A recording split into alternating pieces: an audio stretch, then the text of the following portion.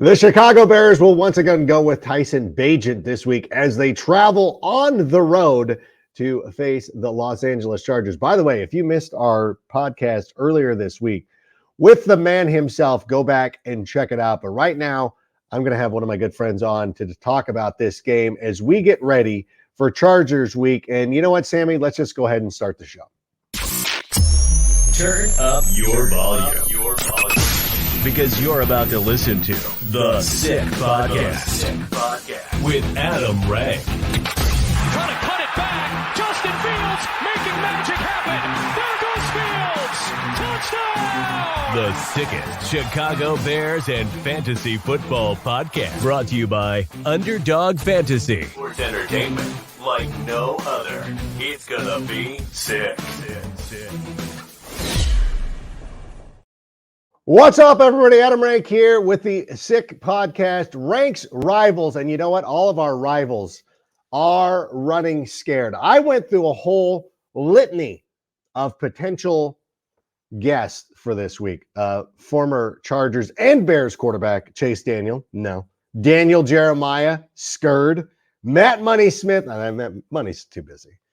And then even Bridget Condon. None of them were going to step up to the plate because I think they're running scared because they know what's about to happen here at SoFi Stadium on Sunday evening. So much like the night after WrestleMania 13, after Shawn Michaels dropped the ball, Triple H went out there in that ring and said, sometimes you got to turn to the click. You got to go with your heart. And that's why we are bringing on from CHGO and Meatball Island, more importantly, it's Greg Braggs Jr. Hey, what's happening? Yeah, no, hey, you had Tyson Bagent on this week, so that's a tough act to follow. Yeah, you're following Bill Burr at the Comedy Store. Good luck.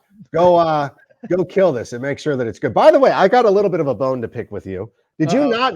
You must not watch NFL Fantasy Live because Friday, nobody alerted you that on last week's show I was wearing the Meatball Island t-shirt.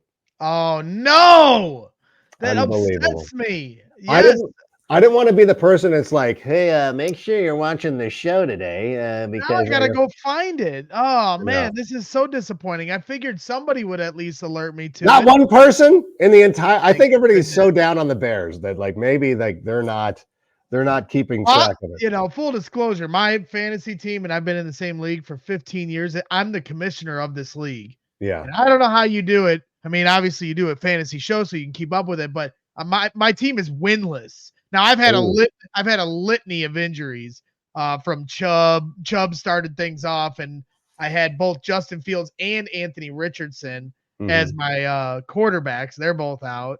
I picked up the running back from Miami who just went on IR. So no. Yeah, it's a mass unit. It's not good. The injuries have been pretty bad. And there's teams where I have teams that are like extremely stacked that'll have like oh my gosh, you'll have like I just had this thing I was looking at. Like I have Travis Etienne and Christian McCaffrey. Two studs. Like, okay, that one's solved. I have Jahmyr Gibbs on the bench because I'm like, I can't start him. And then there's ones where it's like Cam Akers is one of my potential starting quarterbacks.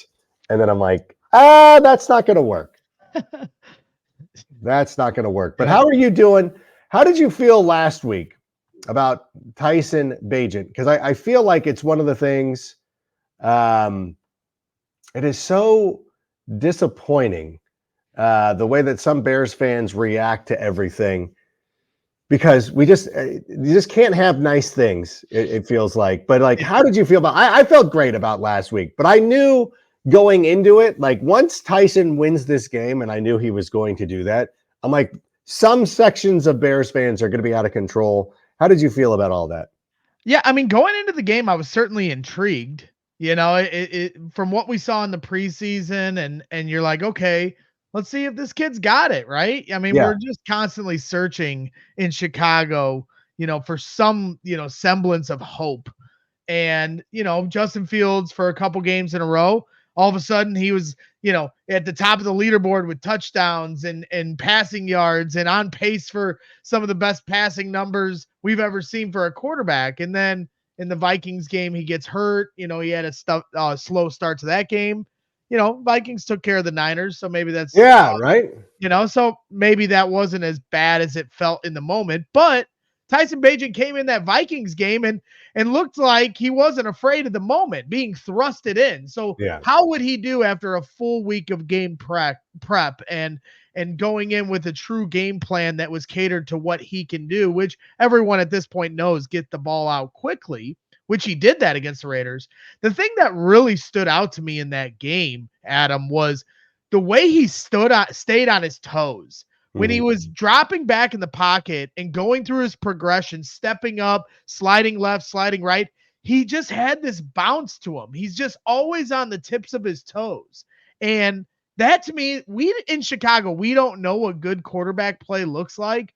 We only can compare bad quarterbacks against bad quarterbacks, typically. We've had a few, different outliers. Jay Cutler had an amazing arm. Justin Fields has unbelievable athleticism and talent. And so we're trying to pick through to figure out what makes a great quarterback. And I'm not saying Tyson Bagent is great, but he has traits that definitely translate to being a successful quarterback. And it's those little details of staying on your toes, getting the ball out quickly, even just as simple as a play action fake, and the deliberateness in which you do that. There's a difference between going through the motions and going through it with some sharpness. And that's what it seems like this kid has. Yeah, it is really impressive because, like you said, there's a lot of great intangibles that he brings to the table, and it's great. Like I don't need to read anything more into that. I think that one of the most important things you can do in the NFL is have a backup who can come in and play when the situation calls for it. I think that we've seen time and time again throughout every NFL season, the starting quarterbacks end up getting hurt. It's very rare that a starting quarterback is going to play for the entirety of the season. So you need somebody to step in. And I think that it's a celebratory thing. They're like, hey, our backup quarterback can make things happen. Like he can go out there and play. He can execute a game plan. That's a positive thing. Bears fans take it one step too far sometimes, but still, it's a very positive thing. What do you expect for this week going up against the LA Chargers? That now that a team has had an opportunity to see a full week of film on Tyson Bagent, do you think it's going to be different, or do you think like it's the Chargers? They probably don't study film anyways. We'll be okay. What do you think? Yeah, I mean, it's certainly going to be a bigger test, right? I mean, as much as that was a tricky situation last week with Bagent coming in with all the heat on Justin Fields and the Bears being 1-5 and pulling out a victory, their first home victory in 392 days last week. This week's a different challenge. You're on the road. Now there's going to be a ton of Bears fans there. I know you don't need to be told this. They're going to what? Oh yeah, they're going to take over that stadium. I know you know this. It's going to be it'll feel like a home game, but at the end of the day, it is a road game. And now you're playing on primetime road game against a true, quarterback. I know Justin Herbert's also a lightning rod in this league, but to try to keep up with him is going to be a challenge for Tyson Bagent. Now, because Shane Marsaw from the Tape Never Lies Network, he pointed out, go look at the quarterbacks that they've beaten in the Matt Eberflus era. It's Trey Lance, Davis Mills, Mac Jones, Hoyer here last week, and Sam Howell from Washington. So they haven't really taken down a top-tier quarterback. And so what is Tyson Bagent going to do when he has to go toe-to-toe with a guy the caliber of Herbert?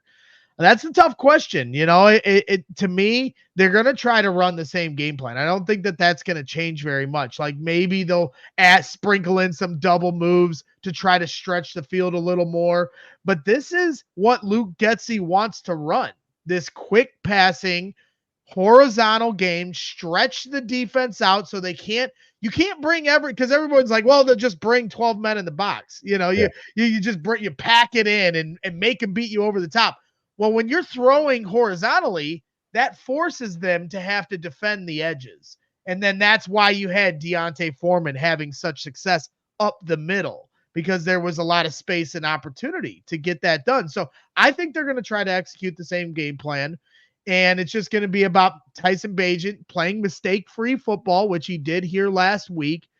But this time around, he may have to keep up a little more as opposed to sitting with a comfortable lead. And that's going to be the challenge they have to overcome. Yeah, and one of the great things about this matchup is that the Chargers have also struggled defensively.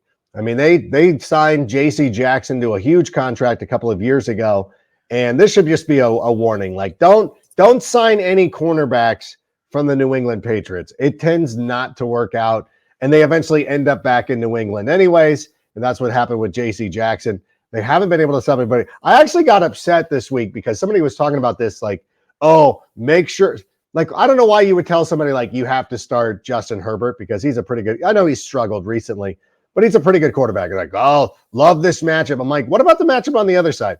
Because the Chargers have allowed the fourth most fantasy points to quarterbacks this season. They've given up top 4 quarterbacks in 3 of their last 4 games. There's a real good opportunity for that. So I'm very optimistic that they're going to be able to go out there and kind of execute, again, a very similar game plan against a defense that's struggling. And this was funny too. So as we mentioned, as I will continue to mention, we had Tyson Bagent on. Everybody's like, why didn't you ask him about Khalil Herbert?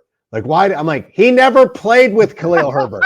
That means nothing to him. He doesn't know the man. He's never met him. Like, half the team doesn't know Khalil Herbert anymore. Like, he's so far away. What about the Chargers defensively? Do you think that that's going to be a problem with, they do have the potential. We've seen Khalil Mack have monster games against the Raiders. I think he hates the Raiders. I think, like, we did him a favor. Like, you know what I'm saying? Like, hey, like, we're probably not going to the playoffs. We'll send you to LA. You'll be on a playoff caliber. I mean, they made the playoffs last year. You'll go to a playoff caliber team. You'll get to live in Orange County. You can walk through Gelson's and nobody's going to bother you. You can take your family out to a meal to the macaroni grill. Nobody will bother you. This isn't Chicago. You will be completely anonymous here in Orange County. I can't imagine that Khalil Mack's going to have that big of an axe to grind with the Bears. He may not have an axe to grind, but it's the primetime lights. It's against your former team. We saw what he would do in primetime with us. This Khalil Mack's a game wrecker. They did a decent job here last week, a great job with Max Crosby, who's, maybe the best pass rusher in football. So, but when you got Darnell Wright, who's, injured right now, you've had injuries to your offensive line. Larry Borum's on the left side doing everything he can to hold on for dear life. He had a few holding penalties. To me, this is a Khalil Mack type of game that he could come in and wreck unless you're careful. And the Bears really need to make sure they're bringing extra protection. Mercedes Lewis, Cole Kmet, they're going to have to stay inside a little more and stick to blocking. Cole Kmet didn't get any catches last week. And he said on our show, we have him on weekly on CHGO Bears on Tuesdays. And he said, our game, I thought I was going to get a lot of balls is what Cole said going into the game. And then the game plan changed and I had to stay inside and block. And he felt that was one of his best blocking games he's had in his career. Well, he's going to have another one this week because, they're going to need all the help they can get with Khalil Mack. He's got a lot of tricks in the bag, as far as what he can do to counter, any kind of offensive lineman's technique. And so while he may not hate us like he hates the Raiders, I still think he's going to try to put on a show Sunday night. Well, yeah, obviously. I mean, these are the kind of games that he lives for. It's not necessarily just about the Bears, but it is about just going out there. Darnell Wright's had great practice here going in this, every week he's playing a top pass rusher. And, that to me, when you talk about, should they have drafted Jalen Carter? Should they have drafted Darnell Wright? The Darnell Wright, you need 2 good tackles. It's not just the left tackle anymore. This ain't 1996. You need a good tackle on both sides of the ball. And everybody in Chicago always talks about, let's have a great environment to develop a quarterback. Well, Jalen Carter, as great as he is, and he certainly is great, he wouldn't have solved that issue for the Bears. And it seems like Darnell Wright is a piece to the puzzle of creating an environment conducive to developing a quarterback. That is always like, that is the thing. Like, Bears fans love to talk about that. Like, we need to set an offensive identity or anything like that about having a great offensive line. And that's exactly what they did. And like, why didn't we draft the tech? Like, deep down, you always go back to your roots of wanting to have a strong defense, but it's better to have that. I mean, both sides of the offensive, or both sides of the trenches, need to be a little bit robust to compete in this year's this era's NFL. We see Detroit doing a very nice job of that. They go out there when they drafted Penny Sewell and all those guys. Now the defensive line with Aiden Hutchinson looks very good. And it didn't happen in one calendar year.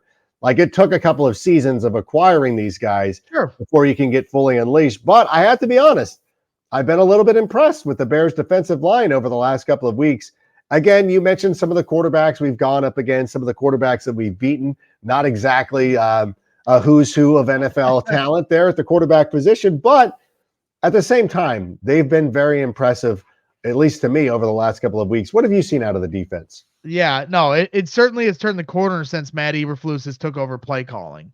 And they're starting to bring a little more heat to the quarterback, which is something fans have been begging for since the start of the season. So I don't really understand the disconnect when it came to understanding, that, hey, we got to blitz. You can't just send 4 and get no pressure and expect these cornerbacks to hang on in coverage.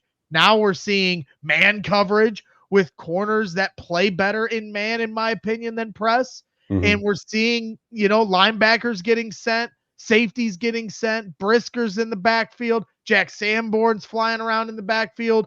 And those are the things that are going to heat up a quarterback. I don't care who it is, whether it's, Kirk Cousins, who I thought did a good job of getting the ball out. So, but Brian Hoyer obviously had his struggles. Sam Howell had his struggles. But you can't just hope and pray and send 4 and hope the quarterback's going to make a mistake. You have to force them into a mistake, speed up that clock. And that's what they seem to be doing. And the secondary, who's now getting a little healthier with the return of Kyler Gordon and Jaylon Johnson, who had a big week here last week with 2 interceptions and a pick 6. I think it's starting to help those guys out as well.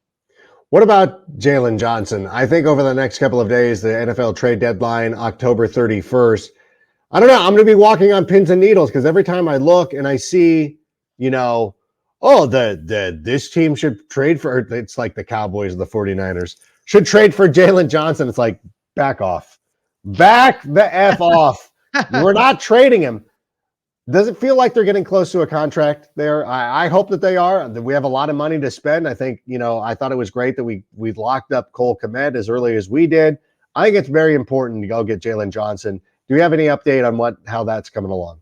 Yeah, I definitely know that they're talking numbers, and I've heard that even a contract has been offered to him. And I'm careful about what kind of news I put out there because I don't look at myself as a reporter, but I do have things thrown at me, and some people trust me enough to give me some information. Most people don't because I got a big mouth, Adam. So you can't be trusted. I'll tell you that right now. Like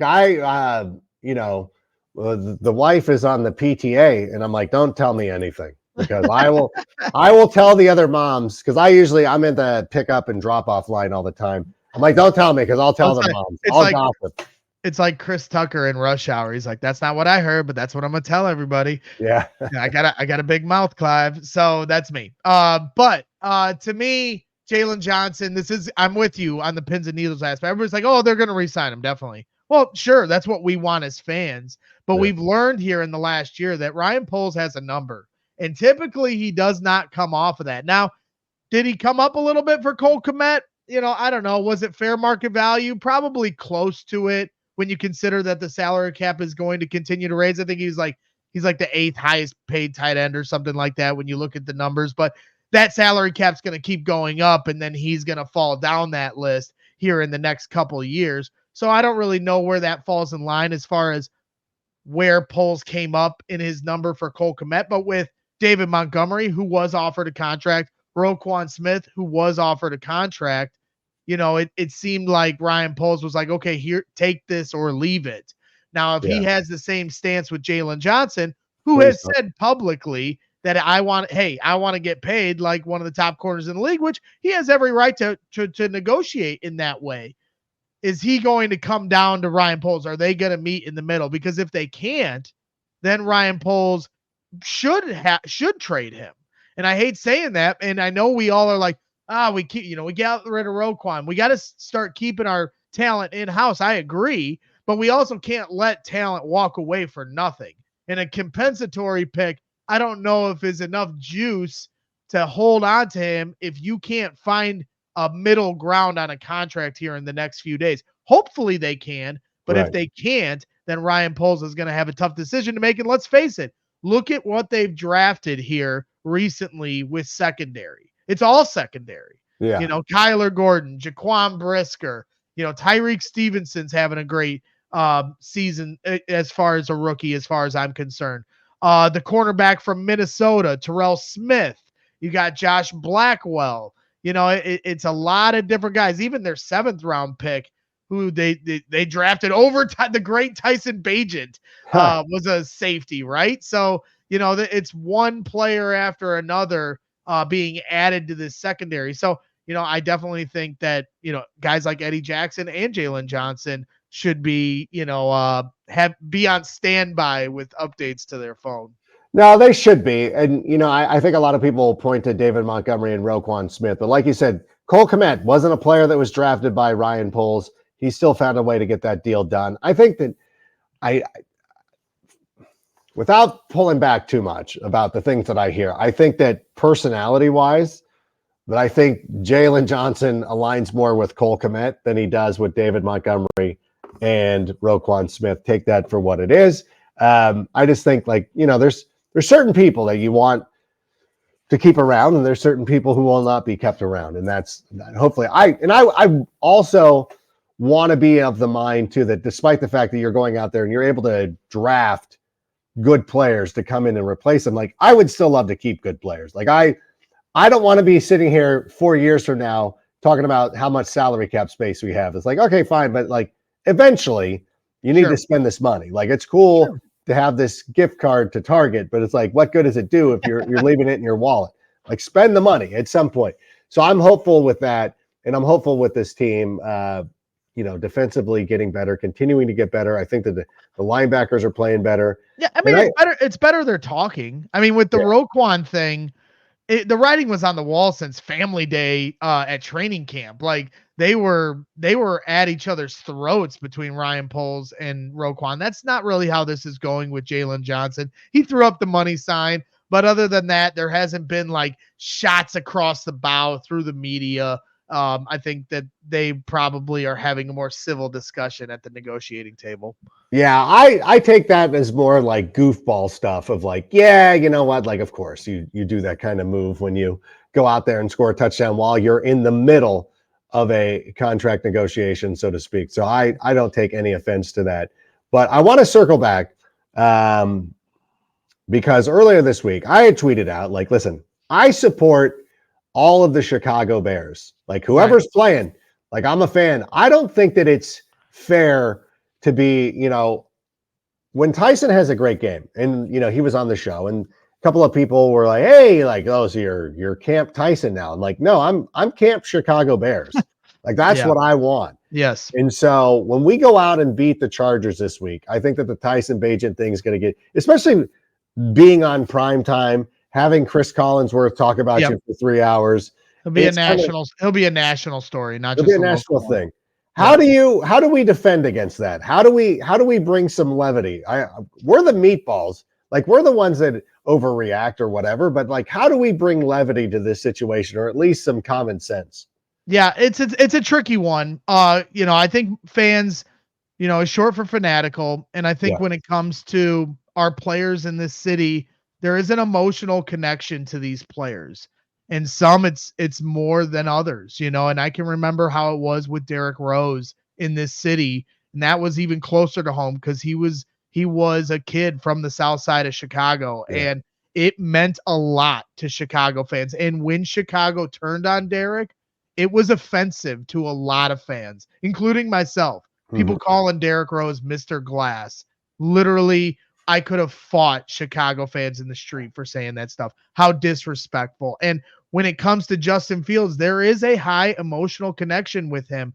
on a lot of different levels. And when you just talk about a talent standpoint, when we drafted Justin Fields, it was unanimous. Chicago fans were celebrating in the streets. And when we drafted Mitch Trubisky, we booed that pick immediately. He eventually won fans over, but in the moment, we all were like home alone. Like, how did you not draft Deshaun Watson, this guy who did so?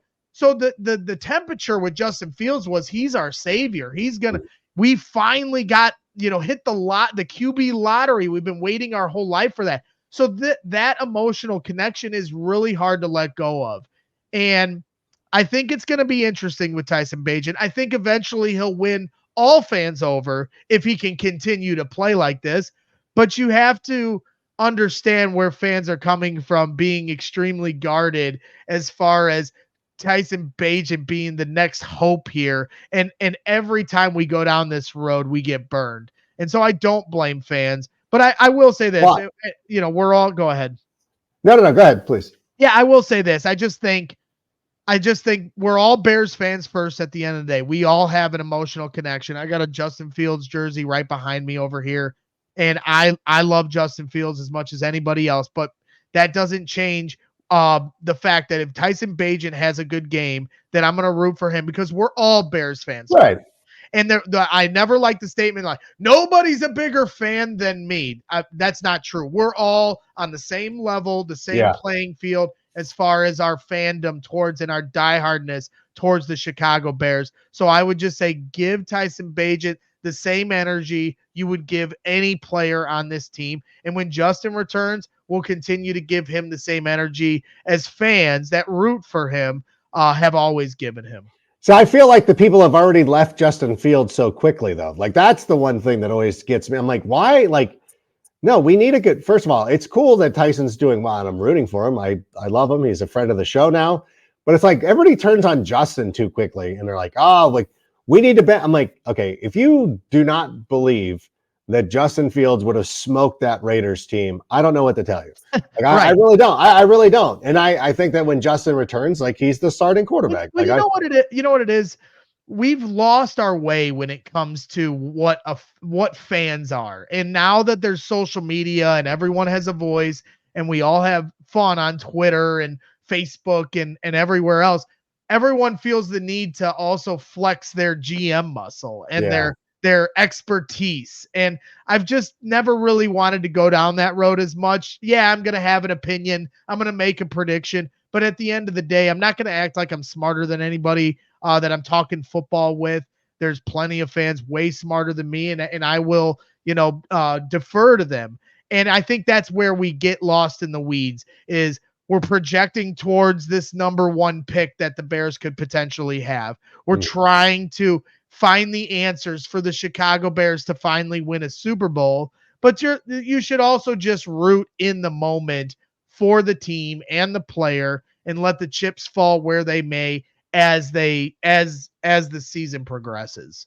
Yeah, that's the biggest thing is everybody wants to fast forward to the end of the movie. Like, they're trying to stream it. It's like you're binge watching the Bears season instead of watching it week to week. You want to binge watch all the way to week 18, start to make your quarterback evaluations, figure out which quarterback we're going to be going with. Like, we don't need to make any of those decisions. No, and we should be, as fans, I've seen some fans like rooting against Caleb Williams. You should be rooting for Caleb Williams because that helps the Bears cause. No matter if you want to draft him or not, the value of that pick goes up as Caleb Williams plays well. You should want Justin Fields to play great, whether you believe in him or not, because that's only good for the Chicago Bears.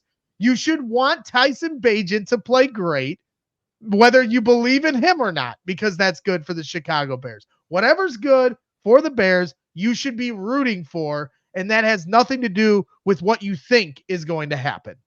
That's well said. I could not have put it better myself. I want to thank you so much for being here this morning. I know you got a lot going on with CHGO. What's happening here over the weekend with CHGO? Well, here coming up, I know this is a recorded thing. So coming up at 12 p.m. Central. You can go back and listen to this stuff. Yes, I definitely will. Make sure I didn't say anything stupid, which I'm sure is a plenty. No, but I mean, like your shows. You can go you can download CHGO. That's true. Yeah, you absolutely I can. I watch it on YouTube all the time at night. YouTube, Spotify, all that stuff. Yeah, we've got a Friday noon preview show for Bears Chargers with Will DeWitt and Nick Moriano. And then on Sundays are always a big day at CHGO Bears because we do a pregame show. This week we're going to be at Fireplace Inn. So we're doing a live pre and post game show in Chicago in Old Town. So fans are welcome to come out. Hang out with Adam Hogue, myself, and Mark Carmen. We're going to be doing a pregame show and a postgame show and watching the game with Bears fans at Fireplace Inn. So this is actually a pretty big week for us, and we're excited to hang out with the fans and watch the game this Sunday night. All right. Well, we'll be sure to tune in to that one. I want to thank you so much for taking some time here today. As all the Chargers people. What are you dressing up for Halloween? What's your costume? I'm going to be dressed up as Santa Claus because my kids are going as Jack and Sally from Nightmare Before Christmas. Nice. I already have a Santa Claus costume, so I'm like, that'll be fine. So I'll just go out for that. How about you? Yeah, so my daughter's she's 5. Addison is into Mario this year. Yeah. My kids were into that like 3 months ago before they switched to Nightmare Before Christmas. Oh, Nightmare Before Christmas. That's great that your kids are into that. That's a throwback. I'm excited to get Addie into some of the stuff I loved as a kid. But yeah, she's into Mario. So it was a really funny moment because we were hanging out with my friend Ashley, and Addie was like, I'm Mario. Daddy, you're going to be Bowser. Nice. And then points to our friend Ashley, who she loves. And she's like, you're the princess, Ashley. And then she points at poor mommy, and she goes, you're Luigi. Oh, so unfair. So my wife's going to be Luigi. Well, we do what we do. We do what we have to do to make our kids smile. So that's what we're going to be dressed up as for Halloween. Awesome. Well, enjoy the game on Sunday. Enjoy the Halloween holiday there, Bowser, and we'll look forward to having you on this show sometime again here in the near future. Yeah, I appreciate you having me on as always. I'll talk to you soon. Pleasure's all mine. There he goes, the great Greg Braggs of CHGO. Want to let everybody know that if you were not coming out to Los Angeles to watch the game, the best place in Chicago to watch Bears football is Game Room Chicago. It's in the historic Chicago Athletic Association Hotel. It features billiards, shuffleboard, skee ball, pop-a-shot, and more. And it has plenty of space to watch your favorite game. With a menu featuring Michelin-starred chef Mari Katsumura. He's got his snack foods out there. There's beer towers. There's a weekend Bloody Mary bar and shareable signature cocktails. Game Room Chicago is the place to be for Bears games. It's a late game for all of you this week. It'll be great for me, but it's a late game for all of you. And so make sure you go to Game Room Chicago, check it out if you're not going to see the live show of CHGO. Now, just to pull back the curtain a little bit, we do have possibly one of our Chargers guests joining us if she can make it. We're not sure. I don't know what happened to, that's not good. This is not good. And I don't know if she's coming. Oh my gosh, she is here. Before we do that though, I want to let everybody know before we bring on our next guest, if you enjoy fantasy football, the easiest way to play fantasy sports is with Underdog Fantasy, and it's simple to get started. Go to underdogfantasy.com, or better yet, download the app, Underdog Fantasy. It's on your Apple Play. It's on your Google, so whatever. I don't know how you download apps. Download the Underdog Fantasy app and get started today. By the way, all new users who sign up with Underdog Fantasy, Underdog will match your initial deposit up to $100. It's a great deal. They have these contests that are so much fun. It's a kind of an I don't know what terminology I can use. They have a lot of cool contests, a lot of good ways to keep involved. Underdogfantasy.com. By the way, the app is handy to have on your phone too, because you get all the injury reports. Like Roshan Johnson, upgraded to healthy. Underdog Fantasy sent that to me. But right now, I am very excited to be bringing on one of my favorites from the NFL Network. She goes above and beyond to go out there and cover the LA Chargers. She's not asked to do it. She does it because she's a wonderful reporter. So please welcome to the show, right from Orange Theory, I think. It's Bridget Condon, who's joining us. She's in her car. You were working out, weren't you? Do you like my lighting of my top of my car? This is a good shot. I'm absolutely disgusting, but this is how Adam. I need to be here to bring you this Chargers news. And I was like, all right, got to run out of class. Didn't even get my stretch in. But this is Hell Week. If any of your listeners go to Orange Theory, they know exactly what I'm talking about. It's 7 days. They do it every year leading into Halloween. It's called So it's the hardest workouts of the year. And you have to do 4 of them, and then you get a t-shirt. Big incentives there. But yeah, so I'm dying. But so just excuse this. No, we love everything about it. We love the authenticity. And I know that just to pull back the curtain a little bit for everybody here who's joining the show, who's watching the show, Bridget does a great job for us. And I had her with my class at Chapman University talking about a lot of the stuff that she does. You go out there above and beyond. You spend a lot of time at Chargers practice. So I wanted to have you on. I wanted to get the nuts and bolts, pun intended, on that reference. I got to ask, it's surprising to me. I was walking into the NFL Network studios today, and you see like there's a big rolling screen of all the matchups, and it's like Bears at Chicago, Bears 2-5. Not a surprise to a lot of people.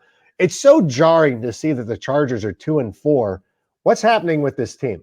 It's really interesting. So I'm doing the Monday night game, Detroit and Vegas, and so I've been studying Vegas this week. It's crazy that Vegas is above the Chargers AFC West. They have a better record at 3-4, right? That's crazy. Like, I don't know where my head has been, but that was news to me. You just feel like the Chargers should be so much better than their record. It seems like they just haven't figured a way to put it all together. When you look at that roster, there is so much talent, but small things keep becoming big things. And of course, they're dealing with some injuries. The past 3 games, there's been a common theme. Justin Herbert injured his finger, fractured that middle finger in that game against the Raiders. They lost Mike Williams and Corey Linsley the game before. They only were there like the past 3 games. Those 2 haven't been there. So all those things play into it. But then we have the defense, who I don't even know where to begin. There's so many problems on that defense. To put it in perspective, there have only been 3 quarterbacks who have thrown for more than 400 yards in a game. Okay, Justin Herbert is one of them, and this season, not ever. The other 2 quarterbacks have come against the Chargers defense. And so I was talking to a lot of the defenders in the locker room on Wednesday, and I said that stat to them, and they just kind of like made this kind of face, like, oh, it's like they know it. They don't know what to say. I will say, though, in the locker room Wednesday, when media walks in, you don't normally see coaches in there at that point. But I did see the defensive coordinator, Derek Ansley, sitting at Michael Davis's locker, the cornerback, with him. And he had an iPad. They were watching some film. I went up to him and asked him what they were talking about. And he said, he told me I was getting quicker to the ball at practice. And he also said Monday, when all the DBs watched film, it was kind of embarrassing. And after they all got together and were like, look, whenever there's a problem, it's the DBs on the screen. We have to take pride in knowing that, yes, it's a team effort, but we need to be playing better. So they kind of all rallied together and were like, either we can continue playing the way we have the past 6 games, or we can flush it and try and work harder and be better and execute better. And they all feel like they've done that this week at practice. Of course, you can say all that during the week, but it's not until Sunday that we'll see if there has been a difference or not.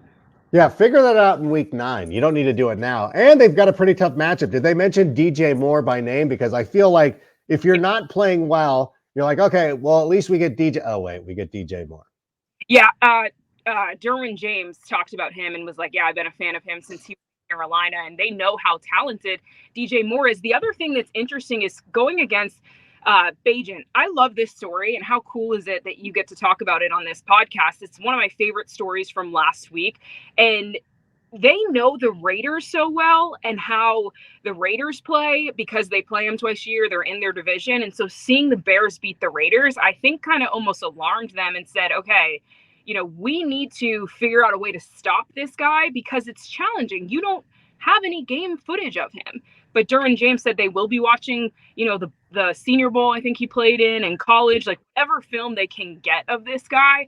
But, this is one of these games that I feel is so important for this Chargers team. Yes, it's important for the Bears, but I think even more so the Chargers, whether they win or lose, is going to speak volumes about where this team is, right? I honestly could see this being a much closer game than people think, because of Bagent, because of DJ Moore, because of, these mistakes we've seen the Chargers make, and we haven't seen them fix them really the past couple weeks.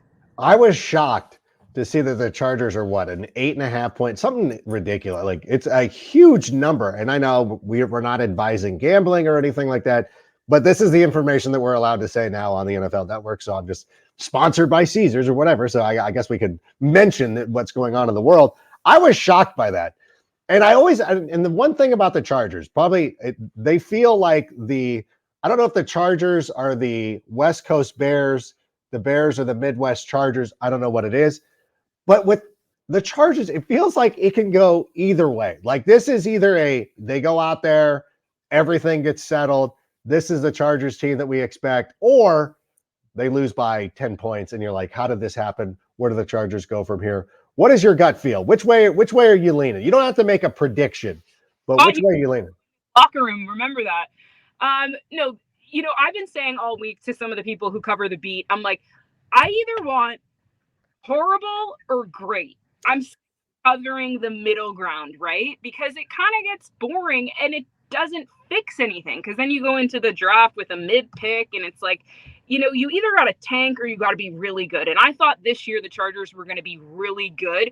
There is so much talent. I keep saying this. Justin Herbert is one of the best quarterbacks in the NFL. I really do believe in his talent. I think Keenan Allen is incredible. If Mike Williams didn't get hurt, we're talking about a different Chargers team. I truly And Corey Linsley, too, their center, who has not been playing. He's on the NFI list. He's a big part of what they do. So they're working it out. And Justin has that finger. There's so many things, but it feels like every year, this is what happens with the Chargers. They have injuries and, it's like kind of a domino effect.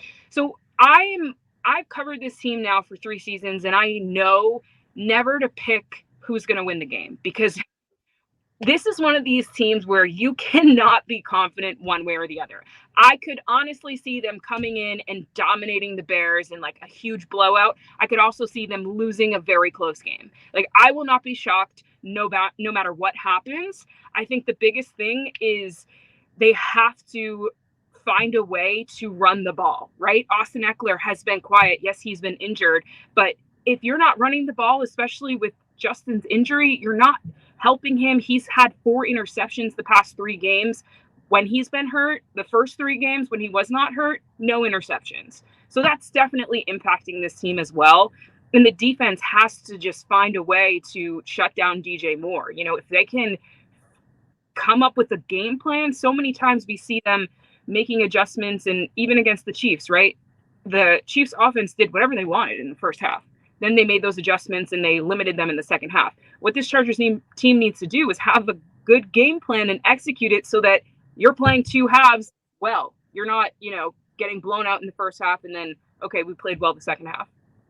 Also, when you work out and your brain is just going 1,000 miles, I feel like I'm like talking so fast, not sure if anything's making sense. So apologies to everybody if you think you're listening to me on like the 3X. Stop it. No, this is great insight. Just real quick before I let you go, and we appreciate you being here. Is Brandon Staley, is he really on the hot seat? Is this something, if it did not work out, let's say the Bears win, could Brandon Staley be fired after this game, or how big is the hot seat for him? I would be very shocked if a Chargers team fires the coach mid-season. They have not done it. I think maybe in the 90s they did, but they're not known for firing coaches during the season. I think it's too early to say, right? Because we still have 11 games left in the season. If Brandon Staley figures it out and they get into the playoffs and they win a playoff game, I don't see a way that they fire him. If you miss the playoffs, I would think that they'll be going in a different direction. But it's too early. I don't think if they lose to the Bears, they fire him. I don't know what they do, but it's my job real interesting. Yeah, no, for sure. I had Chargers season tickets back when North Turner was the coach down in San Diego, and it felt like every year he was on the verge of being fired, but they were very loyal. It's a very loyal franchise. They stick with their coach. They should have stuck with Marty Schottenheimer for 1 extra year, but they typically stick with their coaches. But listen, I want to thank you so much for joining us. This was perfect. I want to have you back on at some other point so we can talk a little bit longer. I know that your expertise is wide-ranging, so I want to lean on you in a couple of more weeks or sometime in the future, if you'll agree to it. We'll work with your workout schedule so we won't make you run out to the parking lot. I just realized I have my parking pass hanging. I guess I could have taken that off. I was going to say something, but I didn't want to draw too much attention to it. But now everyone knows how you get into the NFL Network. There it is. If you want to get into the game, there it is. If you want free parking this week. So I'll miss you. That sucks because I'll miss you this week. So you'll be going off to Las Vegas. I will be at the game on Sunday, but maybe we can stop the game if something crazy happens or something like that. I would love that. Absolutely. But thank you so much for being here. Appreciate everything you do, not only for this, for me, but for the NFL Network. So keep crushing it. Have a great hell week, and we'll see you soon. All right. Appreciate you. See ya. There she goes. The great Bridget Condon. We'll see her Monday. She usually does the NFL UK show for us, does a great job with that. I think that's everything. That's everything we got. So listen, I think it's going to be a good game. Be sure to keep tabs here with the network. Follow me on the social media handles and all that stuff. I will be at the Bears Chicago. I'm planning to be there on Sunday. So we'll have reports from the game. We'll have reports before the game. I'll be doing some stories. I'll be doing some things, and it'll be a good time. So for Greg Braggs Jr., Bridget Condon, I'm Adam. Bear down, and Sammy, go ahead and play us out. And that's a wrap. Hope you don't miss us too much until next time. Follow the Sick Podcast with Adam Rank on YouTube, Instagram, Facebook, Google Play, and Apple Podcasts. Brought to you by Underdog Fantasy.